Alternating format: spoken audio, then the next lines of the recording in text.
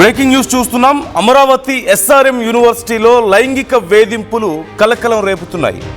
Economics assistant professor Ubaid Mushtaq తనని వేధిస్తున్నాడంటూ Pedakakani police స్టేషన్లో సైకాలజీ అసిస్టెంట్ ప్రొఫెసర్ ఫిర్యాదు చేశారు. ఇన్స్టాగ్రామ్లో వ్యానిష్ మోడ్ ఫీచర్తో అసభ్యకర పోస్టులు పెడుతున్నాడంటూ కంప్లైంట్ చేశారు. ఉబైద్పై ఫిర్యాదు చేసినప్పటికీ యూనివర్సిటీ యాజమాన్యం పట్టించుకోలేదంటూ ఆవేదన వ్యక్తం చేశారు. తనను మానసికంగా వేధిస్తున్నాడంటూ బాధితురాలు ఆవేదన వ్యక్తం చేస్తున్నారు. ఇప్పుడు పోలీసులు కేసు నమోదు చేసుకొని దర్యాప్తు ప్రారంభించారు. తన తోటి ప్రొఫెసరే తనను వేధిస్తుంటే కనీసం యాజమాన్యానికి కంప్లైంట్ చేసినా పట్టించుకోలేదు అంటూ ఆవేదన వ్యక్తం చేశారు. యూనివర్సిటీలో కాలేజీల్లోనే తమకి కనీసం న్యాయం జరగకపోతే ఇక తాము ఎక్కడికి వెళ్ళాలి, కంప్లైంట్ చేయక ఏం చేయాలి అంటున్నారు. ఇప్పుడు కంప్లైంట్ చేసినందుకు కూడా తన మీద ఒత్తిడి వస్తుంది అంటూ కూడా చెప్తున్నారు. అలాగే చాలా రోజుల నుంచి కొనసాగుతున్న ఈ వేధింపులని ఎన్నోసార్లు కంప్లైంట్ చేశానని యాజమాన్యం కనీసం పట్టించుకోలేదని ఆవేదన వ్యక్తం చేస్తూ ఇన్స్టాగ్రామ్లో వ్యానిష్ మోడ్లో తనకి అసభ్యకరమైన మెసేజ్లు, ఫోటోలు పంపించడం, తన డ్రెస్సింగ్ గురించి, తన లోదుస్తుల గురించి అసభ్యంగా మాట్లాడడం ఇలాంటివి చేస్తూ ఉన్నాడని, ముందు ఇది పద్ధతి కాదని వారించారని, తనకి ఇంట్రెస్ట్ లేదు ఇలాంటివి, ఇది పద్ధతి కాదు అని ఆ ప్రొఫెసర్కి చెప్పారట. అయినా సరే ఇష్టం వచ్చినట్లుగా మాట్లాడుతుంటే యూనివర్సిటీ యాజమాన్యానికి కంప్లైంట్ చేస్తే యాజమాన్యం పట్టించుకోలేదు అంటూ తెలుస్తోంది. ఇప్పుడు పోలీస్ స్టేషన్కి వెళ్లాల్సి వచ్చింది. అంటే ఒక ప్రఖ్యాత యూనివర్సిటీలో అక్కడ ఉన్నటువంటి ఒక ప్రొఫెసర్కి ఇలాంటి వేధింపులు ఉంటే ఆ యూనివర్సిటీ యాజమాన్యం పట్టించుకోలేదు అంటే, ఎస్ఆర్ఎం యూనివర్సిటీ యాజమాన్యం పట్టించుకోలేదు అంటే ఎలా అర్థం చేసుకోవాలి మనం? వాళ్ళు కూడా ఇందులో ఏదైనా భాగస్వామ్యం ఉందని అర్థం చేసుకోవాలా? లేకపోతే తమకు అవసరం లేదు, తమ ఫీజులు తమకు వచ్చి తమ వ్యాపారం తమకు నడిస్తే చాలా, ఈ విద్యా వ్యాపారం నడిస్తే చాలని వాళ్ళ ఉద్దేశమా? ఎలా అర్థం చేసుకోవాలి?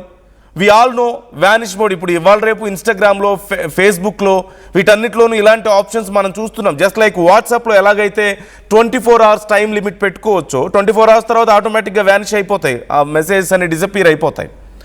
అట్ ది సేమ్ టైం ఇప్పుడు ఇన్స్టాగ్రామ్లో కూడా వ్యానిష్ మోడ్ అనే ఒక ఆప్షన్ ఉంటుంది.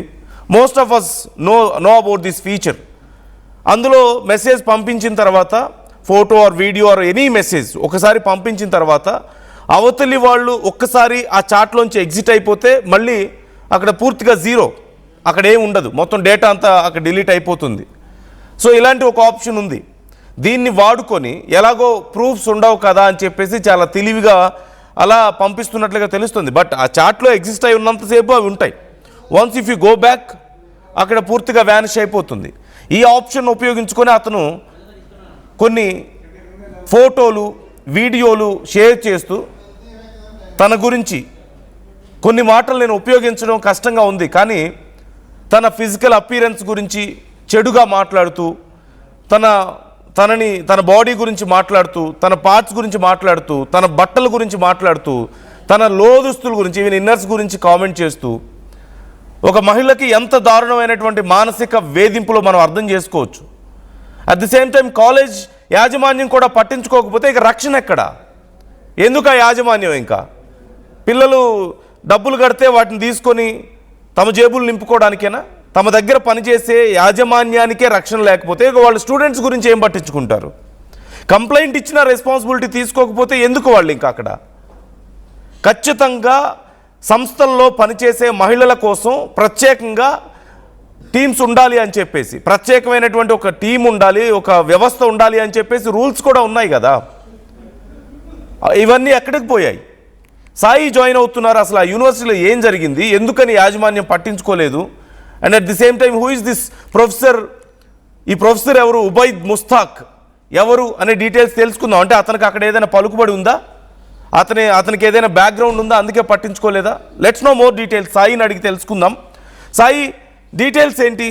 అతను అంత వేధిస్తుంటే ఎందుకని పట్టించుకోలేదా యాజమాన్యం? నందు, ఈ ఎస్ఆర్ఎం యూనివర్సిటీ కానీ అమరావతి వేదికగా, అంటే ఇవన్నీ కూడా అంతర్జాతీయంగా గుర్తింపు కలిగినటువంటి యూనివర్సిటీగా చెప్పచ్చు ఈ ఎస్ఆర్ఎం యూనివర్సిటీలో. అయితే దీంట్లో ఇప్పటికి వరకు